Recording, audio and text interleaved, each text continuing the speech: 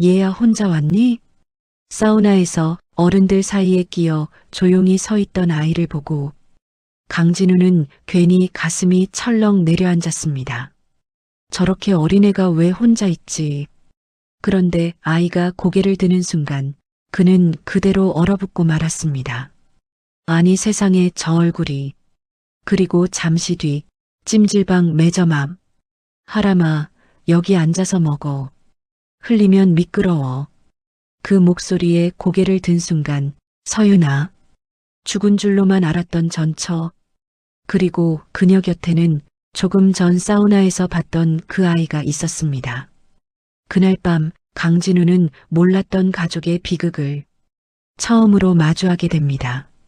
영상 시작 전 채널 구독해 주시면 재밌는 영상을 가장 먼저 받아볼 수 있습니다. 그럼 오늘의 사연 시작합니다.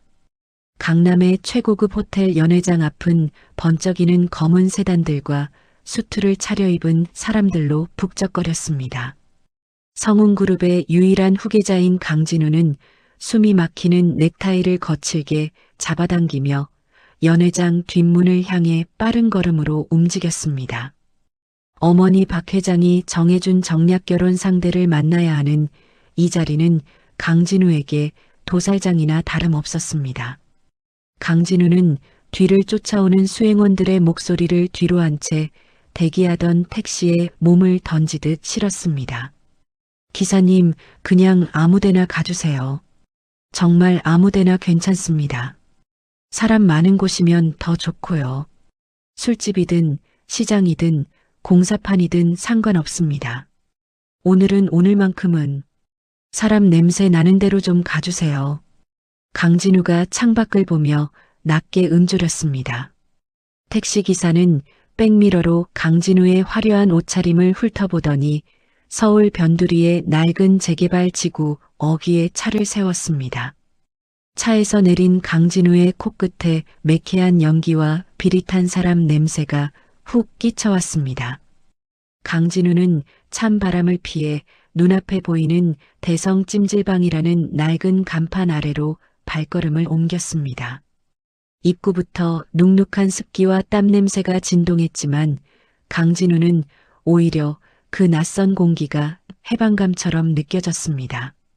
강진우는 카운터에서 건네받은 낡은 찜질복으로 갈아입고 넓은 휴게 홀로 들어섰습니다. 바닥은 사람들의 체온으로 끈적거렸고 여기저기서 들려오는 코 고는 소리가 천장을 울리고 있었습니다. 강진우는 구석진 자리에 앉아 고개를 숙이고 거친 숨을 몰아쉬었습니다. 그때 매점 쪽에서 들려오는 맑은 웃음소리가 강진우의 귀를 때렸습니다. 강진우는 홀린 듯 고개를 들어 매점 쪽을 바라보았습니다.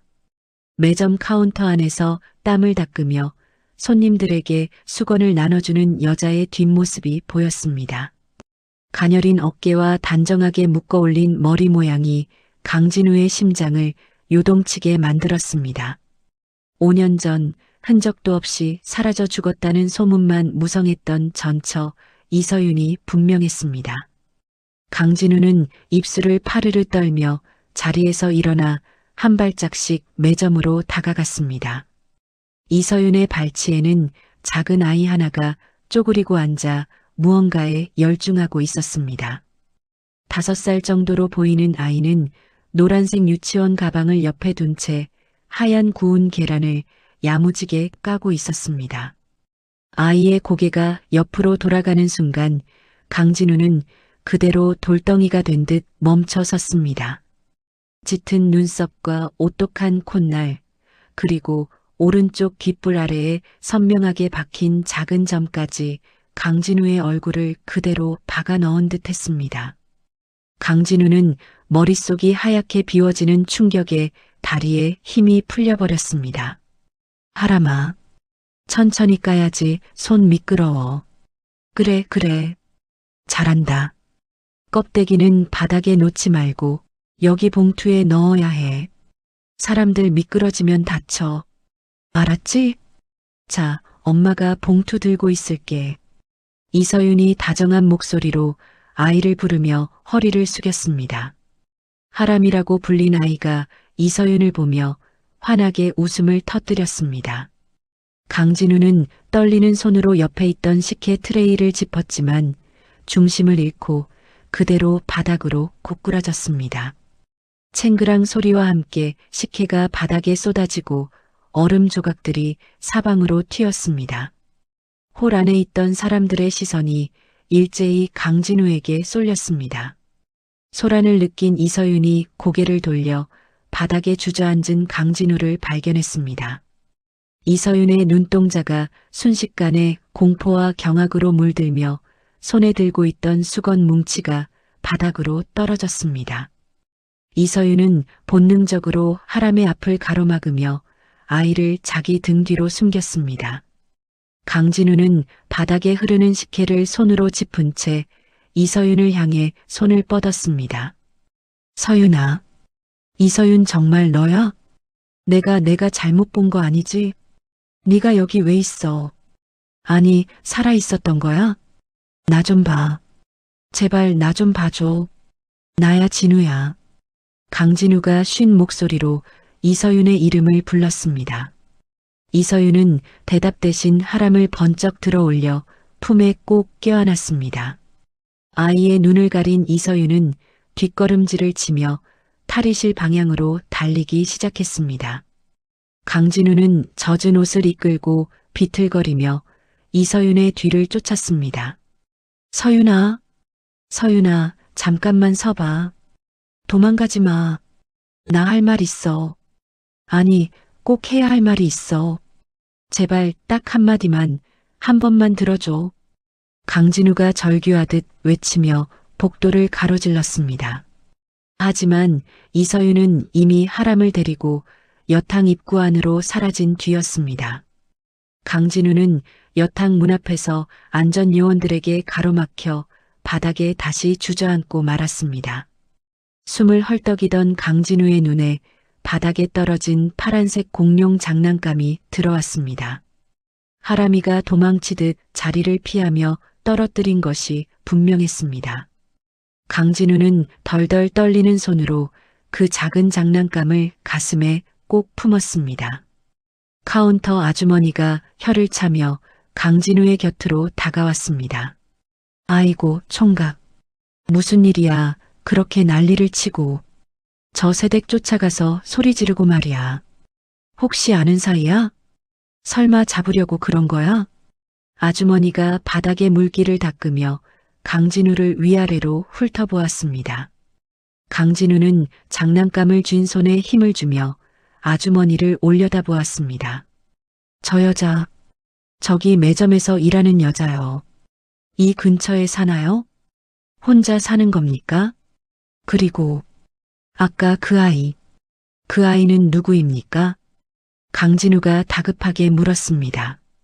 아주머니는 한숨을 내쉬며 매점 쪽을 가리켰습니다. 저 새댁 말이야. 참 안 됐어. 정말 안 됐지. 밤에는 여기서 일하고 새벽에는 청소도 하고 그래. 애 데리고 혼자 살면서 밥 먹을 시간도 없이 버텨. 아버지도 없고 도와주는 사람도 없는 것 같고 그 어린애 하나 데리고 얼마나 고생인지 몰라. 강진우는 아주머니의 말을 들으며 가슴이 찢어지는 듯한 통증을 느꼈습니다. 자기 어머니인 박 회장은 분명 이서윤이 다른 남자와 눈이 맞아 도망갔다고 말했습니다. 하지만 지금 눈앞에 펼쳐진 현실은 강진우가 알고 있던 사실과 너무나도 달랐습니다. 강진우는 찜질방 밖으로 도망치듯 뛰쳐나온 이서윤을 발견하고 다시 달렸습니다. 이서윤은 하람을 품에 안고 차가운 겨울바람을 맞으며 마을버스를 기다리고 있었습니다. 강진우가 숨을 몰아쉬며 이서윤의 앞을 가로막았습니다. 서윤아, 말해줘. 제발, 저 아이 내 아이 맞지? 하람이 내 아들 맞잖아. 나 얼굴 봐. 나랑 똑같이 생겼잖아. 나 모른 척 못해. 이제 와서 모른 척하면 난 평생 못 살아. 강진우가 이서윤의 어깨를 붙잡으며 울부짖었습니다. 이서윤은 강진우의 손을 거칠게 뿌리치며 차가운 눈빛으로 강진우를 쏘아보았습니다. 놓으세요. 다신 내 몸에 손대지 마요. 당신이 무슨 자격으로 이래요. 지금까지 어디 있다가 이제 와서 무슨 아버지예요. 상관하지 마요. 당신은 우리 인생에 없는 사람이에요.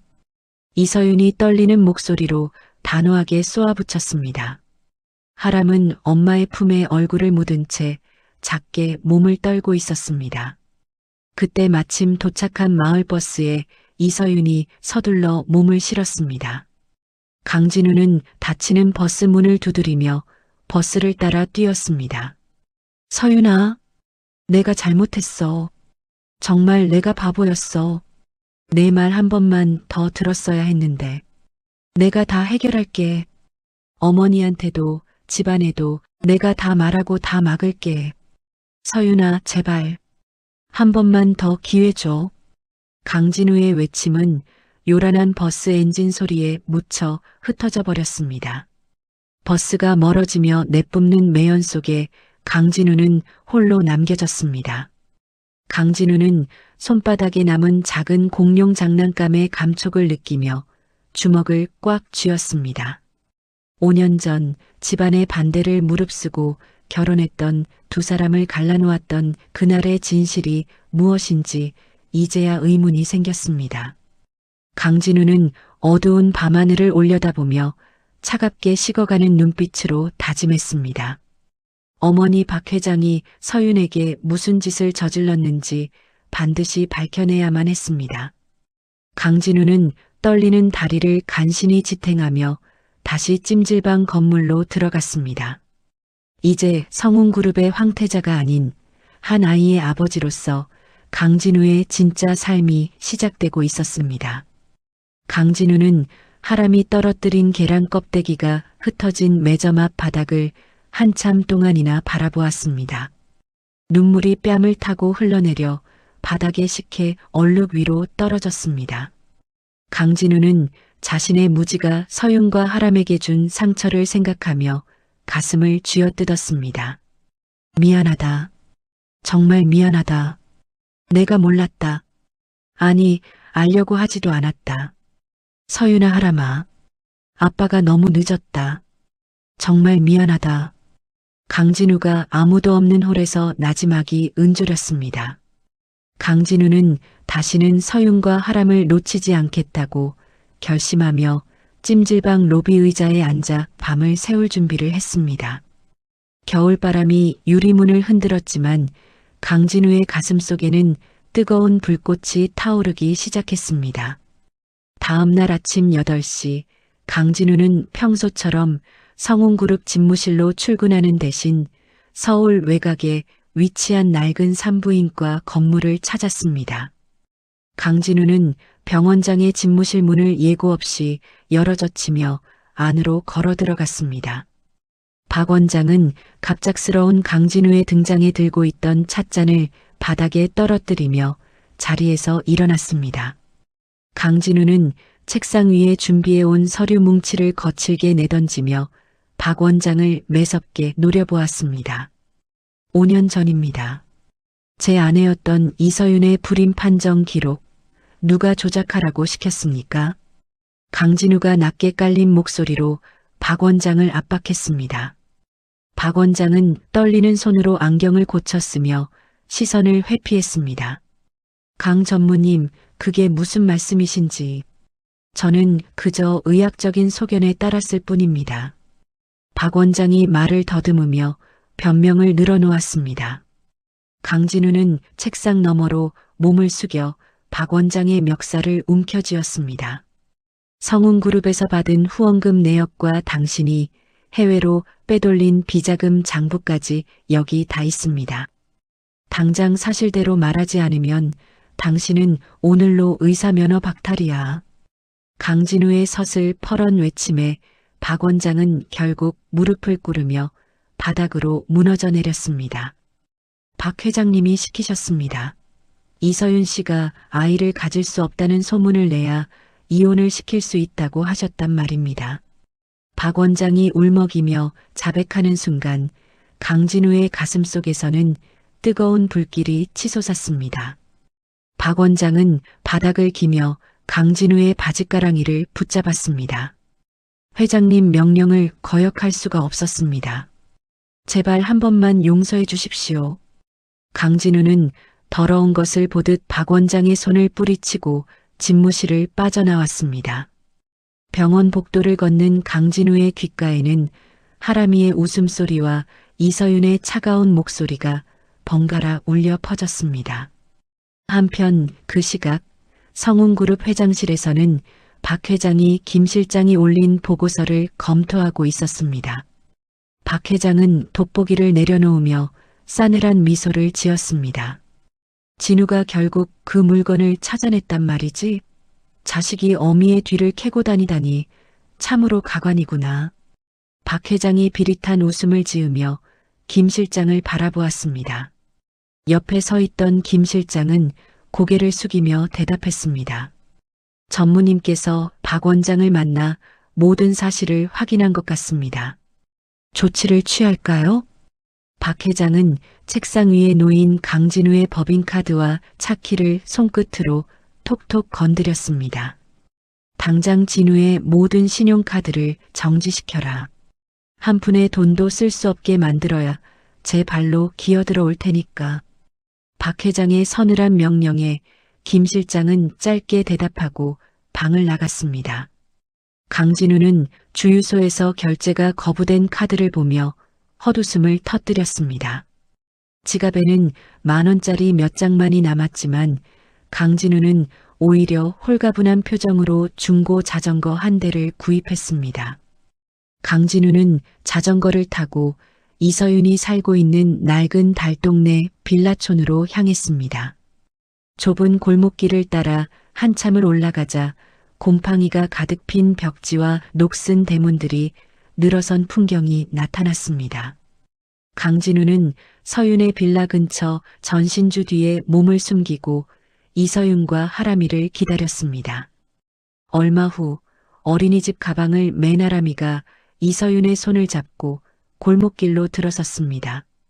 엄마, 오늘은 찜질방 안 가요? 하람이가 이서윤의 팔을 흔들며 천진하게 물었습니다. 이서윤은 하람이의 머리를 쓰다듬으며 애써 미소를 지어 보였습니다. 오늘은 엄마랑 집에서 맛있는 거 먹자. 하람이 뭐 먹고 싶니? 이서윤이 하람이의 눈높이에 맞춰 허리를 숙이며 물었습니다. 그때 골목 구석에서 으르렁거리는 소리와 함께 커다란 들개 3마리가 나타났습니다. 굶주린 개들은 하람이를 향해 날카로운 이빨을 드러내며 달려들 기세였습니다. 이서윤은 비명을 지르며 하람이를 품에 안고 구석으로 몰렸습니다.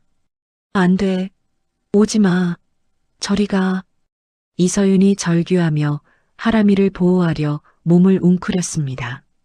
전신주 뒤에 있던 강진우는 망설임 없이 튀어나와 옆에 있던 낡은 몽둥이를 집어들었습니다. 강진우는 개들 앞을 가로막으며 몽둥이를 휘둘렀습니다. 일이 안 꺼져. 당장 물러나. 강진우가 짐승 같은 소리를 내지르며 개들을 쫓아내기 시작했습니다.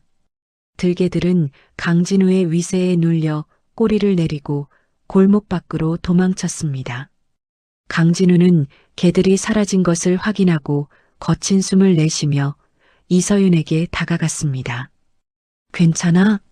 어디 다친 데는 없어? 강진우가 걱정스러운 눈빛으로 이서윤의 어깨에 손을 올리려 했습니다.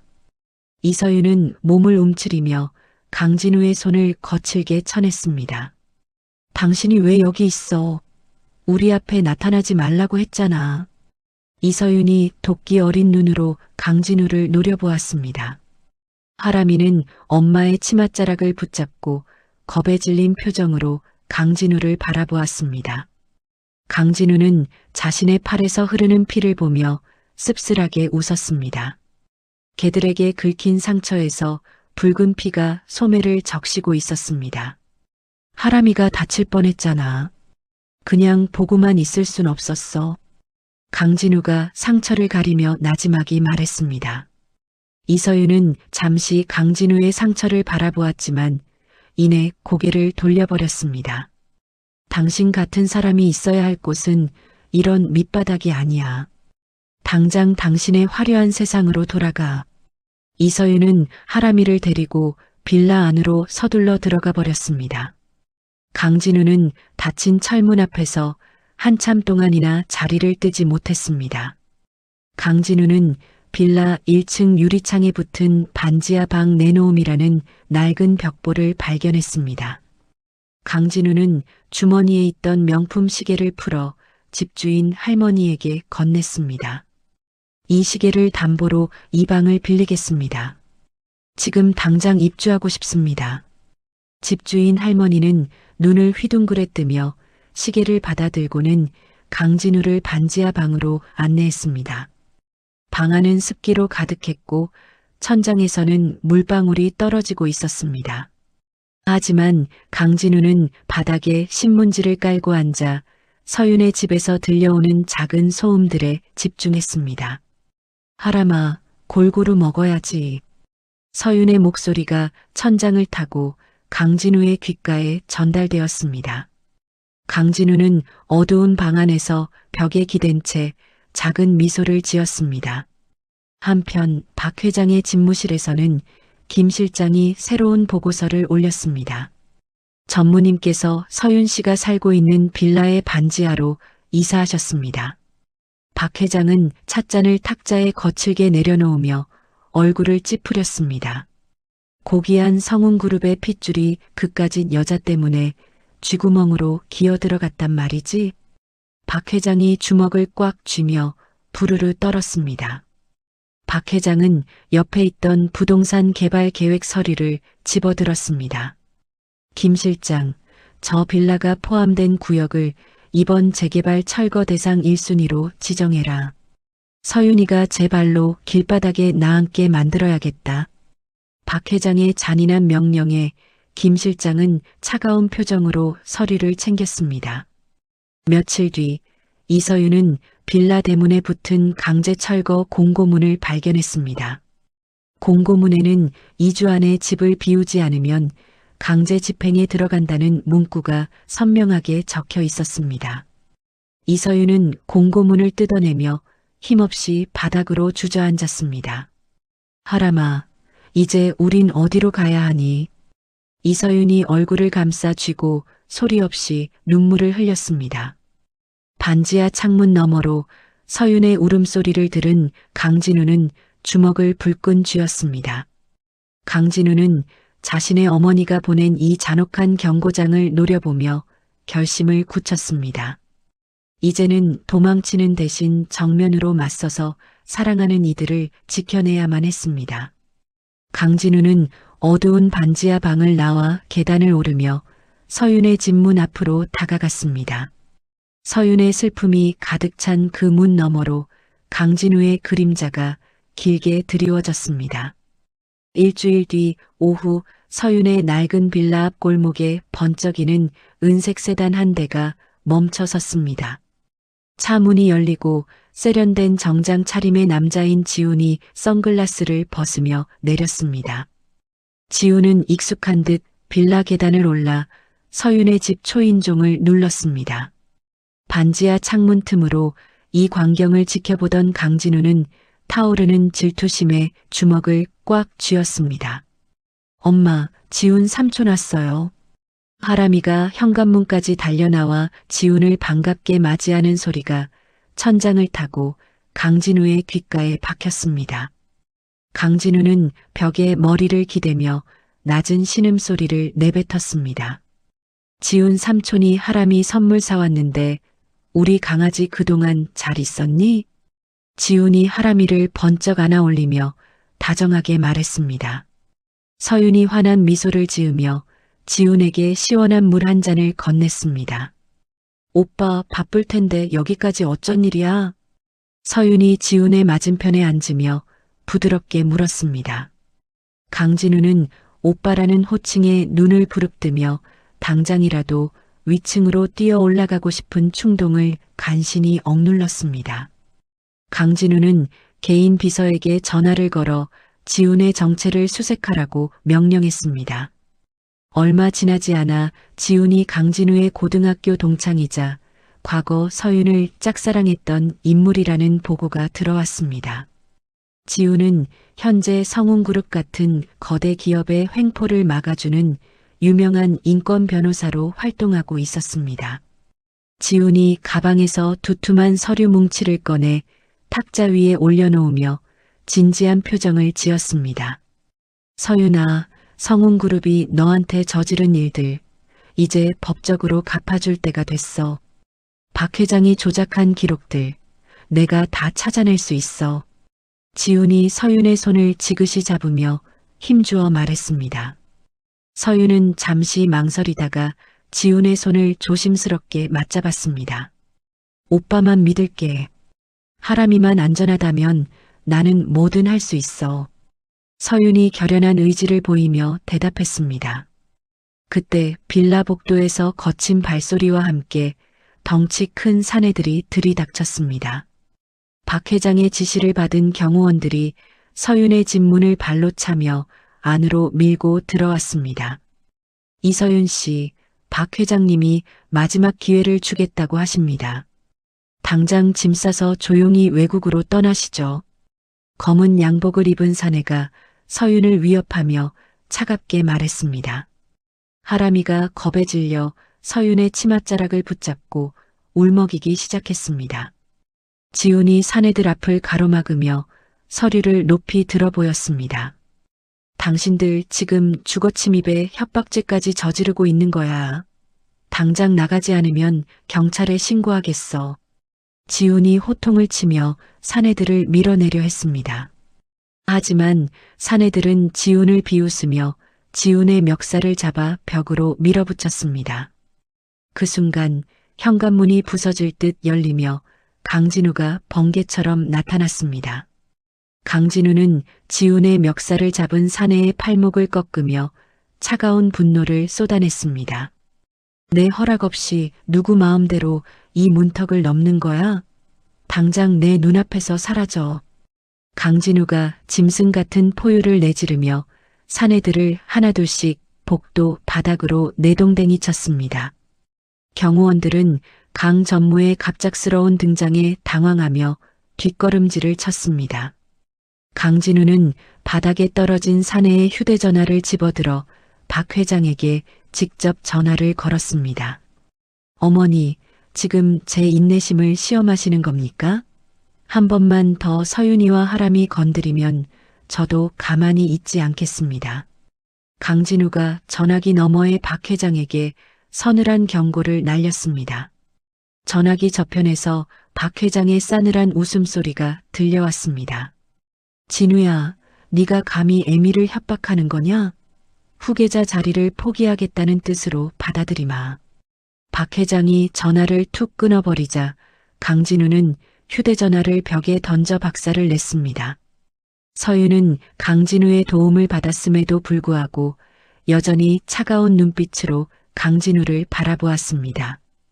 당신들 둘 다 나가줘. 나는 누구도 믿지 않아. 하람아, 방으로 들어가자. 서윤이 하람이를 데리고 안방으로 들어가 문을 잠가버렸습니다. 거실에 남겨진 강진우와 지훈 사이에는 팽팽한 긴장감이 감돌았습니다. 지훈이 옷무새를 정리하며 강진우를 매섭게 쏘아보았습니다. 진우, 너 여전하구나. 네가 서윤이를 지키겠다고? 5년 전에도 네가 무능해서 서윤이가 그 지옥을 겪은 거야. 지훈이 냉소적인 말투로 강진우의 가슴에 비수를 꽂았습니다. 강진우는 입술을 깨물며 지훈의 멱살을 잡으려다 손을 거두었습니다. 서윤이가 겪은 일들, 내가 다 보상할 거야. 그러니까 너는 법적인 일만 처리해. 강진우가 억눌린 목소리로 지훈에게 말했습니다. 지훈은 강진우를 한심하다는 듯 쳐다보며 현관으로 향했습니다. 서윤이가 아이를 살리기 위해 찜질방 바닥에서 잠들 때 넌 어디 있었니? 내 보상 따위 서윤이는 원하지 않아. 지훈이 이 말을 남기고 문을 닫고 나갔습니다. 강진우는 텅 빈 거실에 홀로 서서 서윤의 닫힌 방문을 한참 동안이나 바라보았습니다. 자신의 무지가 불러온 참혹한 대가에 강진우의 가슴은 걸레짝처럼 찢겨나갔습니다. 한편 성운그룹 회장실에서 박 회장은 김 실장이 가져온 서류 봉투를 뜯었습니다. 봉투 안에는 강진우와 강아람의 유전자 검사 결과지가 들어 있었습니다.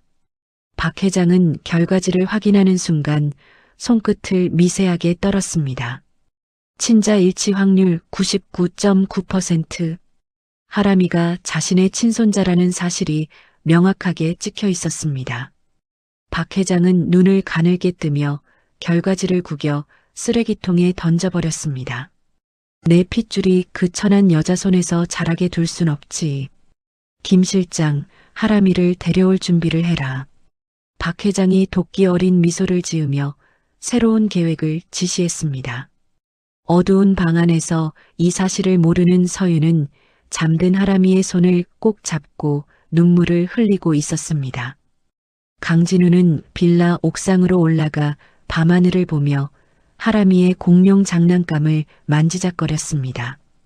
이제 성운그룹이라는 거대한 성벽이 서윤과 하람이를 집어삼키려 움직이고 있었습니다. 강진우는 자신의 목숨을 걸어서라도 이 폭풍을 막아내겠다고 다시 한번 굳게 다짐했습니다. 차가운 밤바람이 강진우의 옷깃을 스쳤지만 강진우의 눈빛은 그 어느 때보다 단단하게 빛났습니다. 서윤의 집 창틈으로 새어나오는 희미한 불빛이 강진우의 발치에 길게 드리워졌습니다. 다음 날 아침 강진우는 몸에 맞춘 듯 편안하던 명품 정장을 바닥에 벗어 던지고 시장에서 산 빛바랜 티셔츠와 무릎이 나온 작업 바지로 갈아입은 채 빌라 앞골목에 찌든 쓰레기를 묵묵히 치우기 시작했습니다. 빗자루질 소리에 대문을 열고 나온 동네 할머니들은 땀을 뻘뻘 흘리며 전신주에 붙은 광고지까지 손톱으로 긁어내는 강진우를 보며 저렇게 번듯하게 생긴 총각이 참 성실하다며 칭찬을 아끼지 않았습니다. 유치원에 가려고 엄마 손을 잡고 나온 하람이는 전신주 옆에서 커다란 쓰레기 봉투를 묶던 강진우에게 다가가 주머니에 아껴두었던 알사탕 하나를 내밀며 조심스럽게 인사를 건넸습니다. 갑자기 하늘이 어두워지며 소나기가 쏟아지자 강진우는 하람이의 낡은 청가방이 젖을까봐 자신의 겉옷을 얼른 벗어 덮어준 뒤 가방 밑바닥에 뜯어진 끈을 주머니에서 꺼낸 실과 바늘로 정성껏 고쳐주었습니다. 이 모습을 창가에서 묵묵히 지켜보던 이서윤은 젖은 수건을 챙겨 내려와 강진우의 머리에 씌워주며 처음으로 따뜻한 보리차 한 잔을 마시고 가라고 나지막하게 말했습니다. 비 다 맞고 여기서 뭐 하는 거예요? 얼른 들어와서 이거라도 마시면서 몸 좀 말려요. 이서윤이 김이 모락모락 나는 찻잔을 내밀며 툭 던지듯 무심하게 말했습니다. 강진우는 찻잔에서 전해지는 온기를 손바닥으로 느끼며 이서윤을 애틋하게 바라보더니 서윤아, 예전에 널 혼자 두고 지키지 못해 정말 미안해. 이제 성운그룹 재산이 아니라 내 두 손으로 일해서 너희를 꼭 지킬게. 라고 떨리는 목소리로 약속했습니다. 며칠 뒤 이서윤은 밤늦게 아르바이트를 마치고 귀가하다가 인근 공사 현장에서 무거운 시멘트 포대를 어깨에 메고 가쁜 숨을 몰아쉬며 계단을 오르는 강진우를 발견하고 충격의 발걸음을 멈췄습니다. 강진우가 현장 소장에게 받은 일당이 든 누런 봉투를 이서윤의 집 문고리에 조용히 걸어두는 것을 본 이서윤은 문을 열고 나와 이런 돈 안 받아도 되니까 제발 당신 몸부터 좀 아껴 라며 참았던 눈물을 터뜨렸습니다. 주말 오후 강진우는 동네 놀이터 모래밭에 털썩 주저앉아 하람이와 함께 커다란 모래성을 쌓으며 태어나서 처음으로 누군가의 아빠라고 불리는 이름의 무게를 온몸으로 절실하게 느꼈습니다. 우와, 아저씨가 만든 모래성이 우리 집보다 훨씬 크고 멋져요. 하람이가 모래가 잔뜩 묻은 작은 손으로 손뼉을 치며 해맑게 웃자 강진우의 얼굴에도 소년 같은 미소가 번졌습니다. 멀리서 차를 세워두고 이 광경을 지켜보던 지우는 이서윤의 얼굴에 핀 편안한 미소를 확인하고는 이제 자신이 끼어들 자리가 없음을 깨닫고 조용히 차를 돌려 골목을 빠져나갔습니다. 세 사람은 근처 공원으로 소풍을 떠나 나무 그늘 아래 돗자리를 펴고 앉아 이서윤이 아침 일찍 정성껏 싸온 김밥을 서로의 입에 넣어주며 세상에서 가장 소박하고도 완벽한 행복을 만끽했습니다. 엄마 손이랑 아빠 손을 이렇게 같이 잡으니까 하늘을 날아갈 것처럼 좋아요. 하람이가 강진우와 이서윤의 손을 동시에 꼭 잡으며 신이 나서 두 팔을 힘차게 흔들었습니다. 강진우는 하람이의 작은 손바닥에서 전해지는 뜨거운 온기를 느끼며 조만간 박 회장이 보낼 것엔 폭풍우를 무슨 수를 써서라도 막아내겠다고 결심하며 서윤의 어깨를 감싸 안았습니다. 낡은 재개발 지구 골목 어귀에 고소한 기름 냄새와 달콤한 떡볶이 향기가 가득 퍼졌습니다. 강진우는 하얀 앞치마를 두른 채 커다란 판 위에서 빨간 양념을 정성껏 적고 있었습니다. 가게 입구에는 서윤네 분식점이라는 소박한 간판이 걸렸고 그 아래로는 동네 주민들이 보낸 작은 화분들이 나란히 놓여 있었습니다. 강진우는 이마에 맺힌 땀을 수건으로 닦아내며 가게 안을 가득 채운 손님들을 향해 밝게 웃어 보였습니다. 오늘 개업 첫날이라 양을 넉넉히 드렸습니다. 맛있게 드시고 부족하면 말씀하세요. 강진우가 김이 모락모락 나는 튀김 접시를 탁자에 놓으며 활기차게 말했습니다.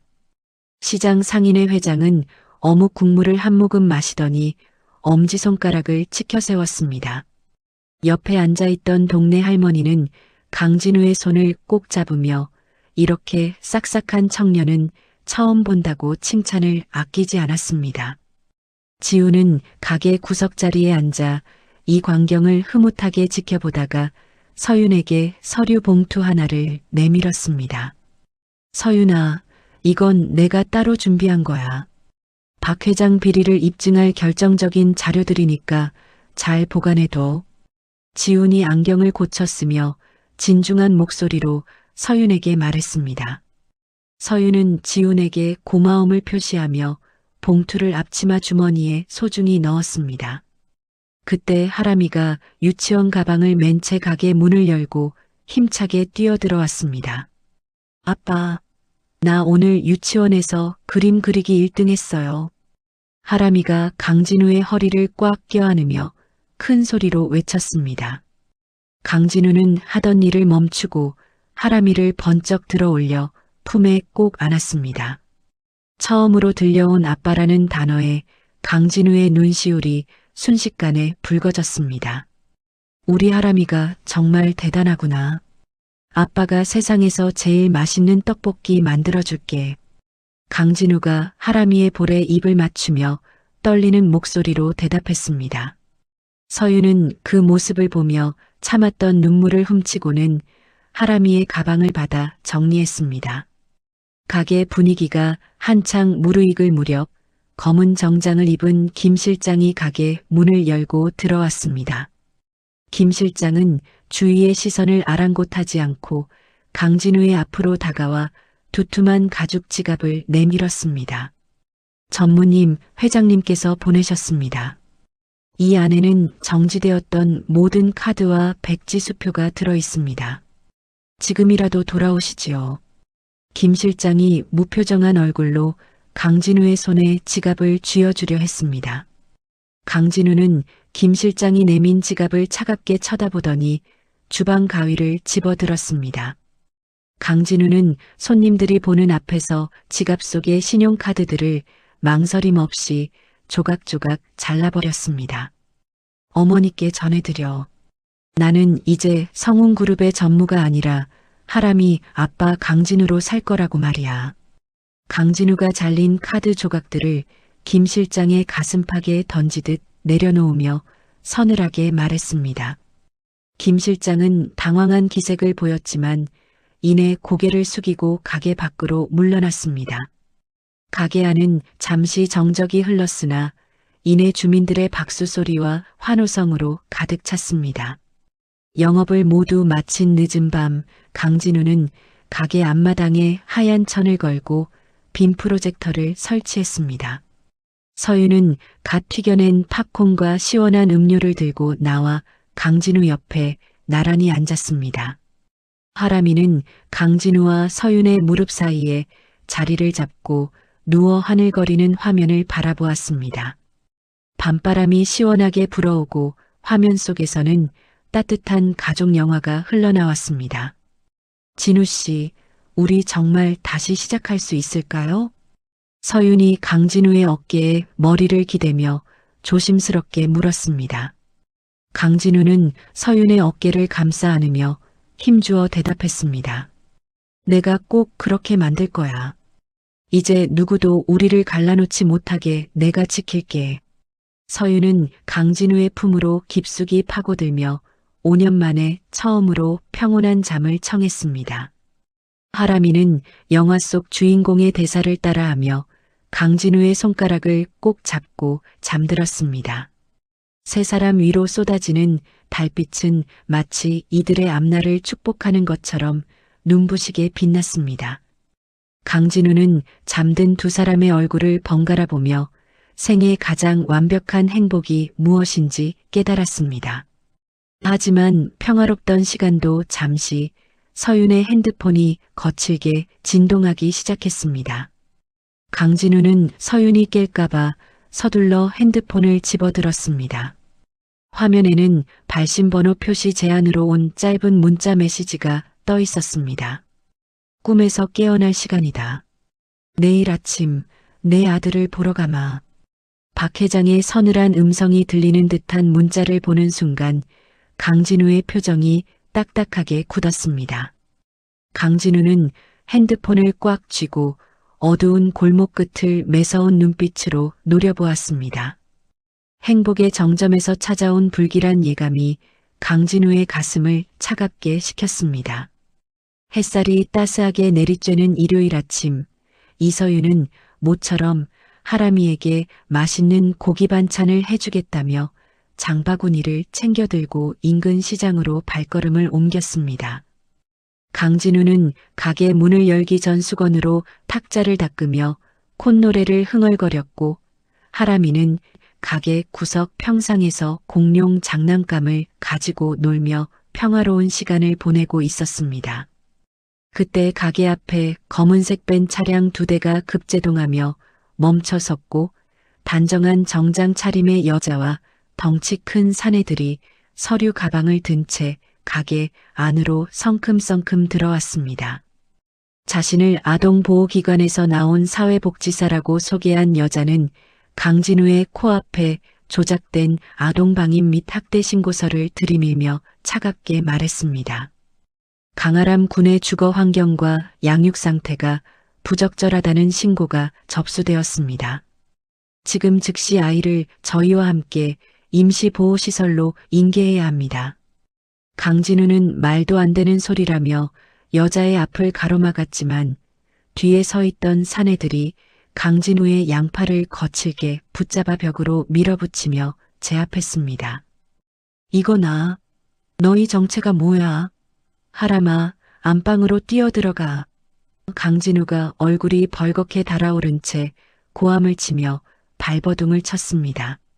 사내들은 하람이를 강제로 들어올려 울부짖는 아이를 차 안으로 밀어넣었고 마침 시장에서 돌아오던 이서윤이 비명을 지르며 장바구니를 바닥에 떨어뜨렸습니다.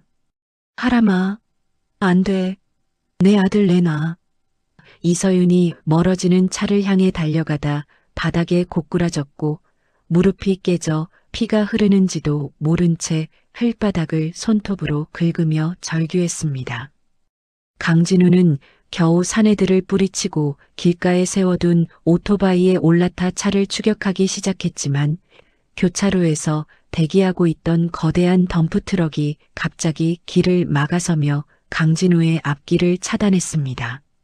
트럭 운전사는 고의로 시동을 끄고 차에서 내려 머리를 극적였고 그 사이 하람이를 태운 벤 차량은 시야에서 완전히 사라져버렸습니다. 성운그룹 대저택의 차가운 대리석 방에 갇힌 하람이는 할머니인 박 회장이 건네는 화려한 장난감 로봇을 벽으로 집어던지며 엄마를 찾으며 엉엉 울었습니다. 박 회장은 눈썹 하나 까딱하지 않고 하람이를 내려다보며 내 엄마는 돈을 받고 너를 버렸단다. 이제 이곳이 내 집이니 쓸데없는 투정은 그만 부려라.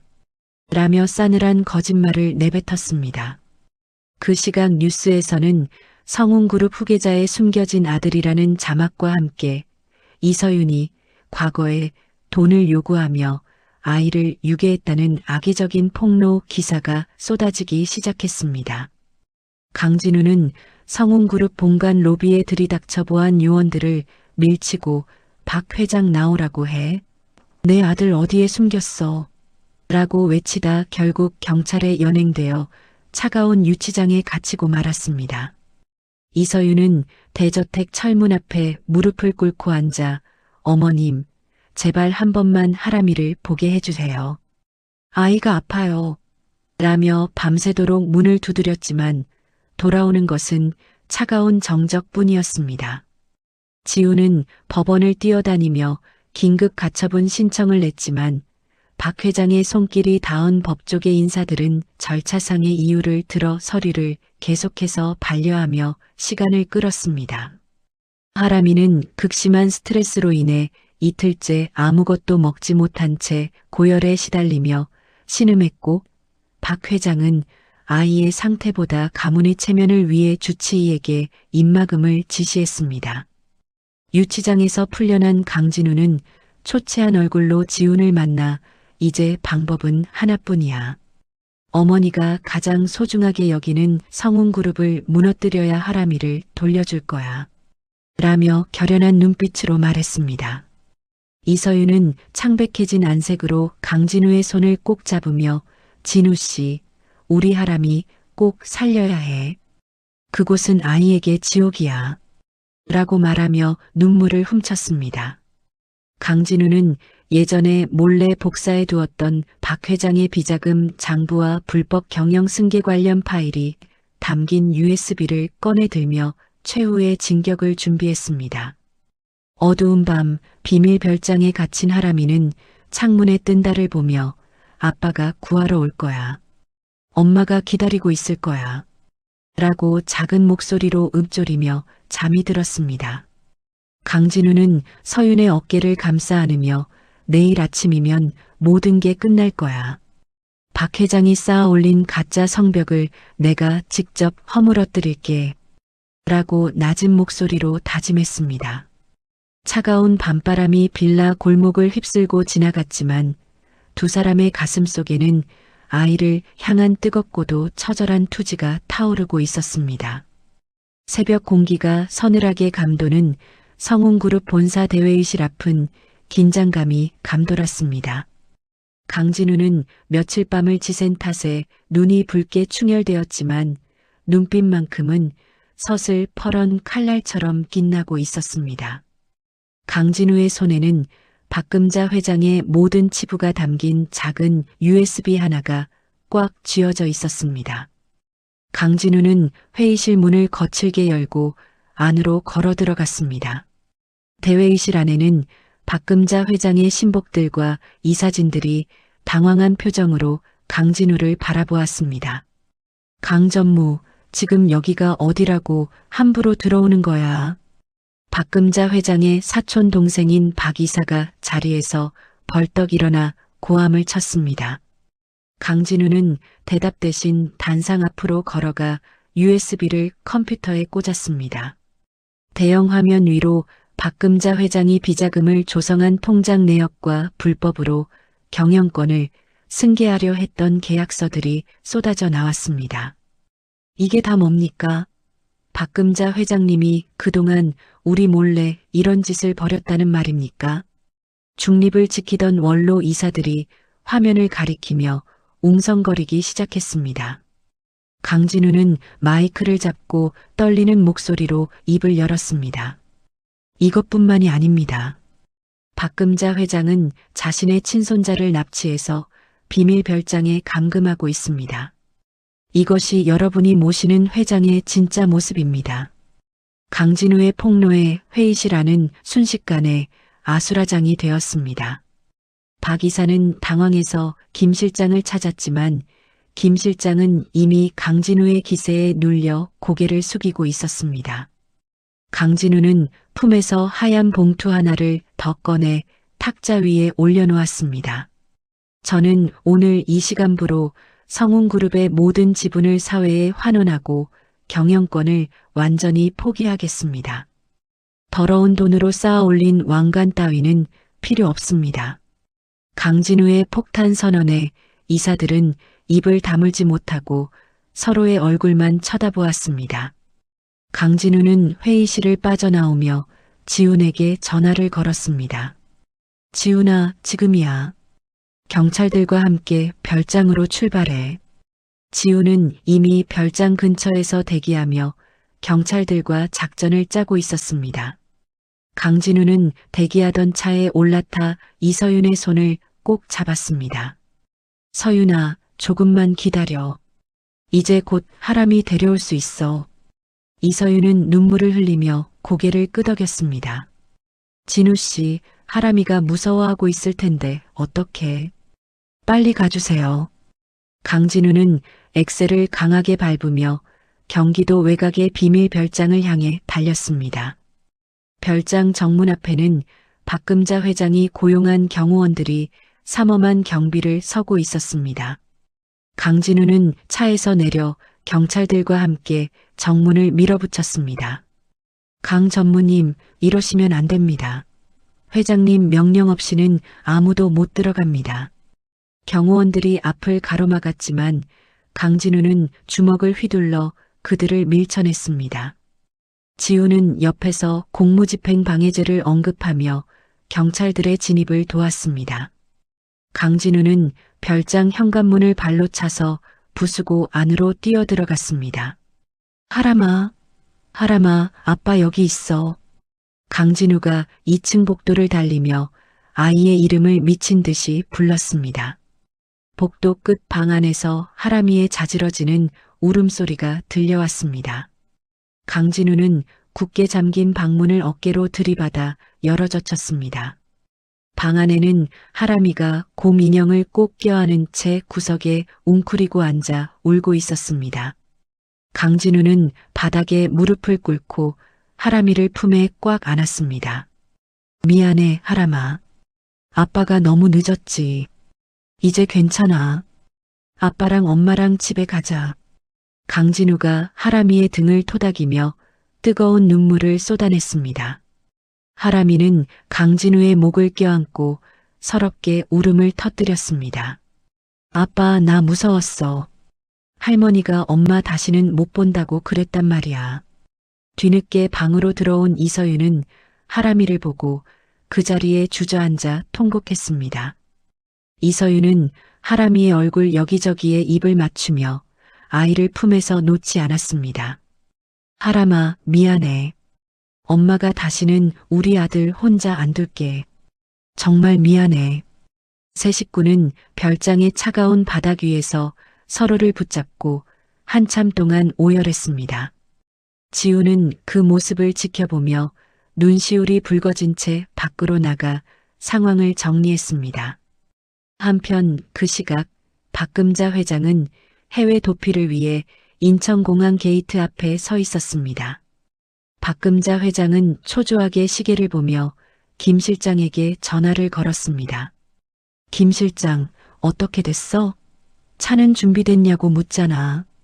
하지만 전화기 너머에서는 김 실장의 목소리 대신 차가운 수사관의 목소리가 들려왔습니다. 박금자 회장님, 횡령 및 배임, 그리고 미성년자 약취 유인 혐의로 긴급 체포합니다. 수사관들이 박금자 회장의 양팔을 붙잡고 수갑을 채웠습니다. 박금자 회장은 비명을 지르며 발버둥 쳤지만 수많은 사람의 시선 속에서 초라하게 끌려갔습니다. 며칠 뒤 법정에서는 이서윤에게 하람이에 대한 완전한 양육권과 친권을 인정하는 판결이 내려졌습니다. 지우는 이서윤의 곁에서 끝까지 법적 싸움을 승리로 이끌어 주었습니다. 강진우는 재판장을 나오며 지훈에게 진심 어린 감사의 인사를 전했습니다. 지훈아, 내 덕분에 우리 하람이 찾을 수 있었어. 정말 고맙다. 지훈은 강진우의 어깨를 툭 치며 미소를 지었습니다. 이제 서윤이랑 하람이 행복하게 해주는 일만 남았네. 잘 살아라, 강진우. 강진우는 남은 소액의 재산까지 모두 정리하여 사회에 기부했습니다. 강진우는 자신의 펜트하우스에서 짐을 챙겨 나와 이서윤과 하람이가 기다리는 낡은 빌라로 향했습니다. 강진우의 손에는 화려한 차키 대신 시장에서 산 하람이의 새 신발 가방이 들려 있었습니다. 빌라 골목 어귀에서 하람이가 강진우를 발견하고 달려와 품에 안겼습니다. 이서윤은 대문 앞에 서서 환한 미소로 강진우를 맞이했습니다. 진우 씨, 고생 많았어요. 얼른 들어와서 저녁 먹어요. 이서윤이 강진우의 짐가방을 함께 들어주며 다정하게 말했습니다. 강진우는 좁고 가파른 빌라 계단을 오르며 생애 처음으로 가슴이 벅차오르는 자유를 느꼈습니다. 비록 화려한 궁전은 잃었지만 강진우는 세상에서 가장 소중한 보석인 가족을 되찾았습니다. 강진우는 이서윤의 손을 꼭 잡고 어두운 계단을 조심스럽게 올라갔습니다. 빌라 창문 사이로 새어나오는 노란 불빛이 세 사람의 앞길을 따뜻하게 비추고 있었습니다. 화창한 봄 햇살이 내리쬐는 오후, 예전에 그 낡고 칙칙했던 대성 찜질방 건물은 이제 몰라보게 달라진 모습으로 동네 주민들을 맞이하고 있었습니다. 건물 1층에는 노란색 어닝이 쳐진 진훈의 가족 식당이 자리를 잡았고 그 위층에는 아이들이 마음껏 책을 읽을 수 있는 작은 도서관이 문을 열었습니다. 강진우는 하얀 조리복 상의를 입고 주방 안에서 커다란 팬을 달구며 능숙하게 고기를 볶아내고 있었습니다.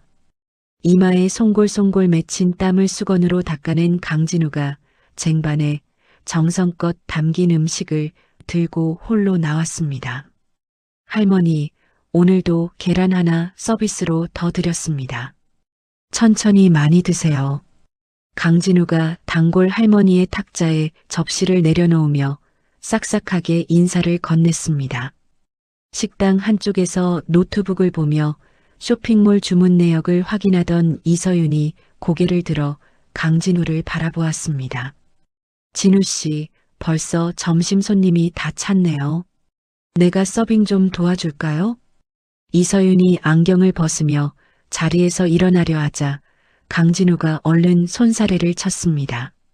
아니야, 서윤아. 당신은 오후에 미혼모 센터 상담 가야 하잖아.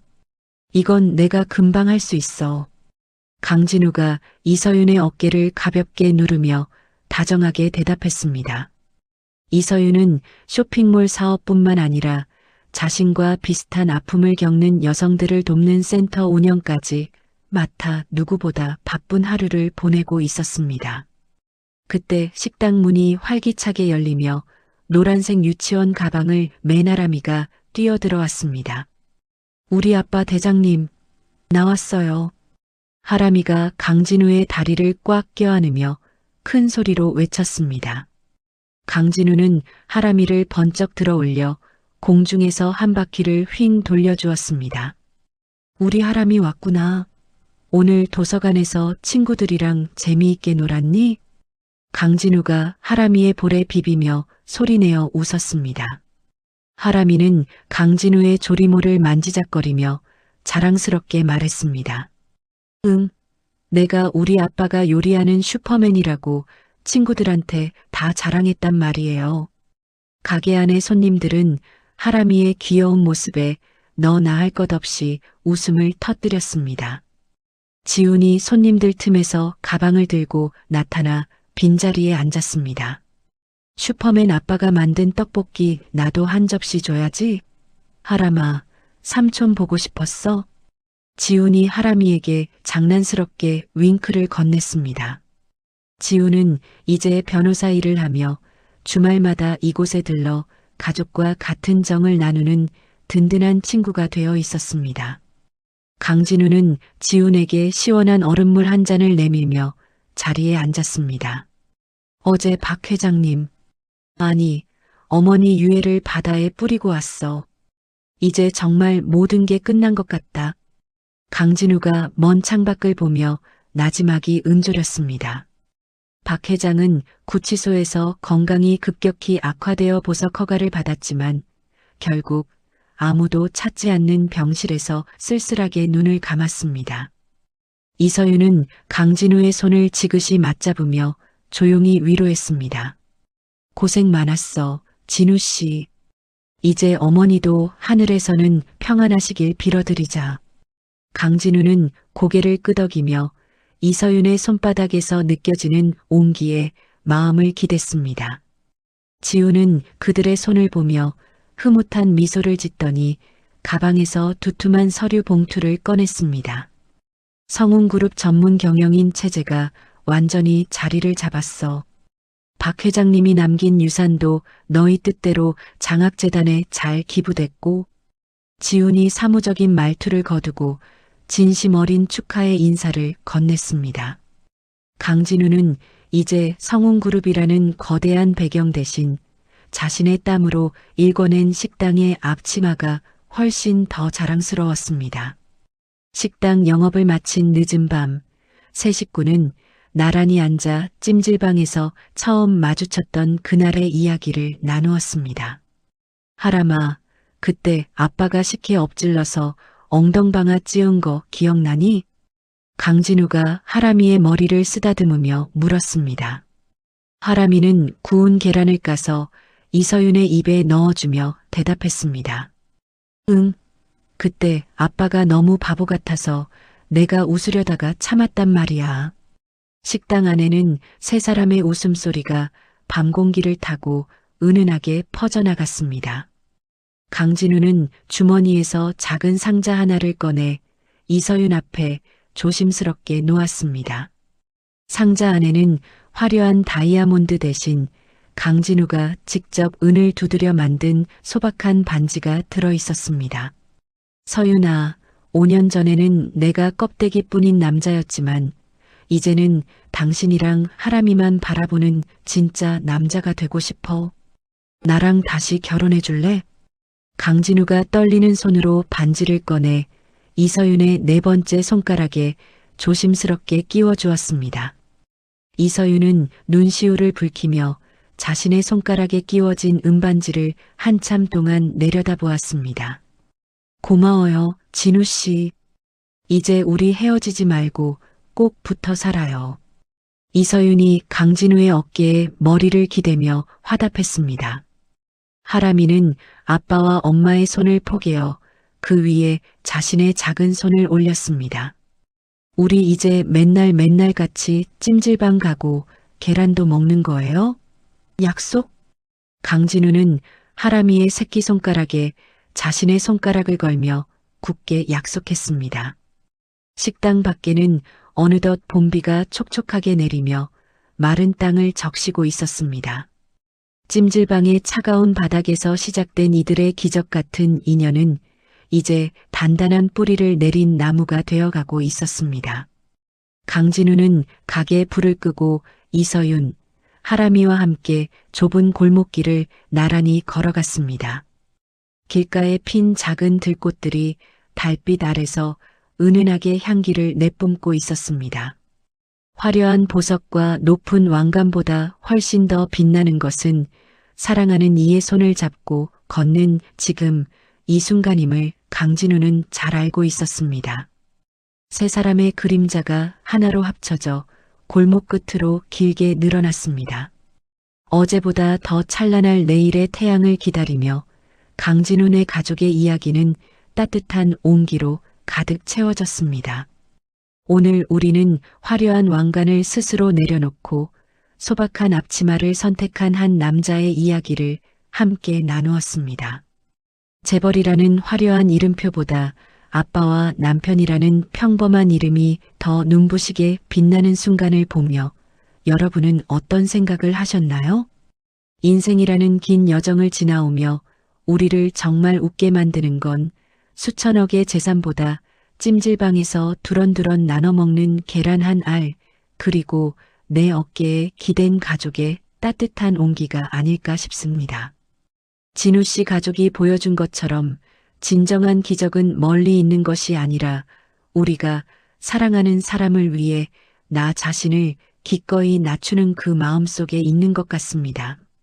오늘 전해드린 이야기가 여러분의 가슴에도 작은 위로와 따뜻한 희망 한 자락이 되었기를 바랍니다. 추운 날씨에 건강 유의하시고 여러분의 일상에도 기적 같은 행복이 가득하시길 진심으로 기원합니다. 이야기를 끝까지 들어주신 분이 계시다면 잘 들었다고 댓글 하나만 남겨주세요. 감사합니다.